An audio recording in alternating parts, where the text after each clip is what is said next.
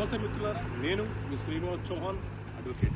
మిత్రులారా, ఒక కేసులోని విషయం ఏంటంటే ఒక వ్యక్తి కొన్ని సంవత్సరాల క్రితము తన పేరు మీద ఉన్నటువంటి భూమిని అమ్మివేసినాడు. సేల్ డీడ్ త్రూ రిజిస్ట్రేషన్ ద్వారా చేసినాడు.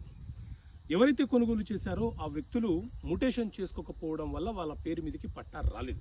అయితే అతనికి సంబంధించిన అంటే అమ్మిన వ్యక్తి ఎవరైతే ఉన్నారో అతనికి సంబంధించిన వారసులు చనిపోతూ మా తాతగారు మాకు వీలునామా రాసిపోయారు, ఆ వీలునామా ప్రకారం మా భూమి మాకే చెందుతుందని చెప్పి వాళ్ళు ఇప్పుడు గొడవ పడతా ఉన్నారు. సో ఇట్లాంటి సందర్భాల్లో ఏం జరుగుతుంది అని అంటే, సో మిత్రులారా, ఎవరైనా సరే ఏదైనా ఒక భూమి తన కష్టార్జితంతో కొనుగోలు చేసిన భూమి తన వద్ద ఉంటే అతను ఎవరికైనా అమ్మవచ్చు, గిఫ్ట్ ఇవ్వచ్చు, వీలునామా రాసే హక్కు అతనికి ఉంటుంది.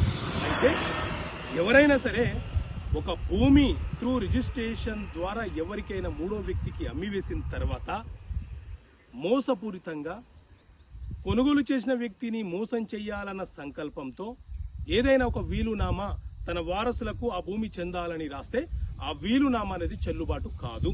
అమ్మివేసినటువంటి భూమిని తిరిగి మనం వీలునామా రాయడం అనేది కుదరదు, చెల్లుబాటు కాదు.